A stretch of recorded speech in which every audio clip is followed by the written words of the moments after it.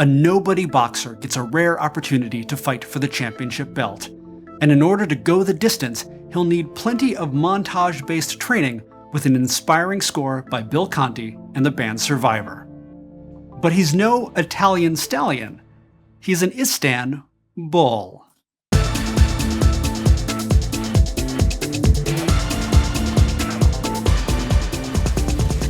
We're going to the mat for another round of Deja Vu. Sylvester Stallone's breakout success Rocky is the ultimate underdog tale, both for the title character and the actor who played him. To date, it's launched 6 sequels, and although Apollo Creed would call it a story about the American dream, a Turkish version proves that it's a little more global. In Kara Şimşek, after young Turk Serhan wins a boxing match in Germany against the national champion, he and his avaricious father Osman return to their family in Turkey, from whom they've been absent for 15 years. But before he can even settle in, Serhan is challenged by an Italian boxer and murdered in the ring.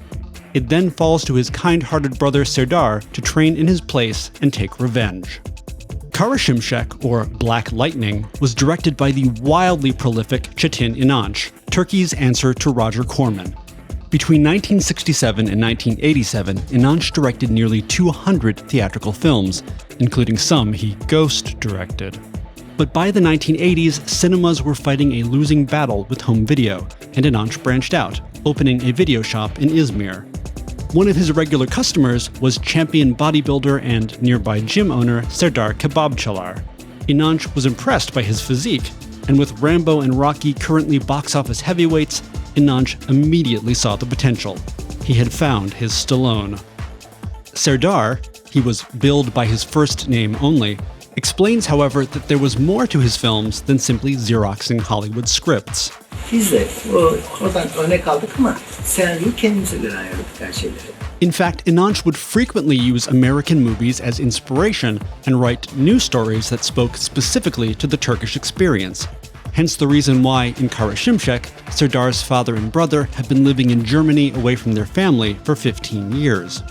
After World War II, Germany, West Germany, eventually reached a period of major economic upturn. And in the 1960s and 70s, with more jobs than workers to fill them, it looked to migrant workers from countries like Turkey to fill huge gaps in unskilled labor.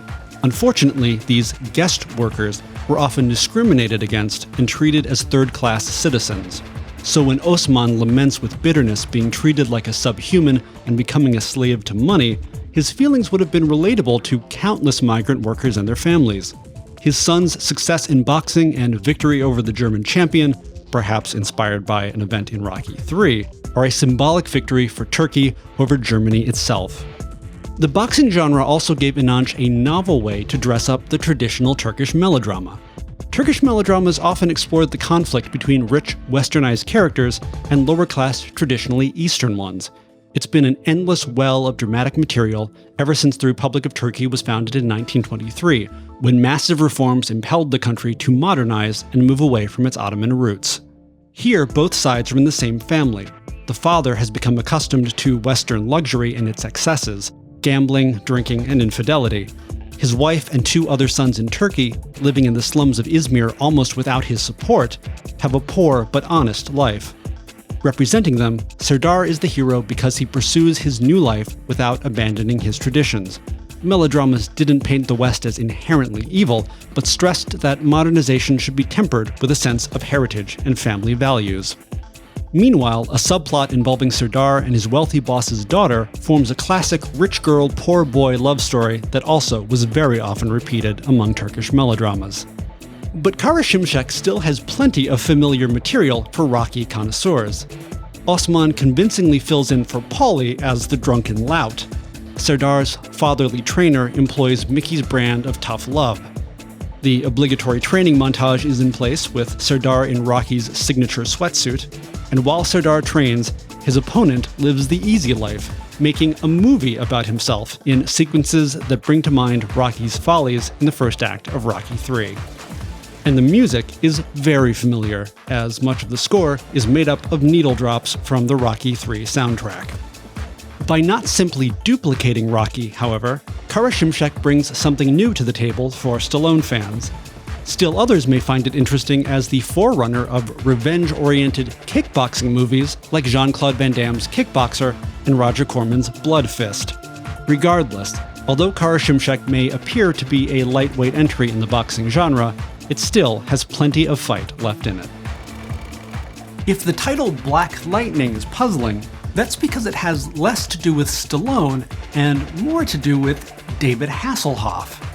Kara Şimşek was the Turkish title for the TV series Knight Rider, which was wildly popular in Turkey. Kara Şimşek. And director Çetin İnanç saw an opportunity to cash in on the familiarity of the name. So he snagged it. Kit and caboodle. Thanks so much for watching, and I'll see you next week.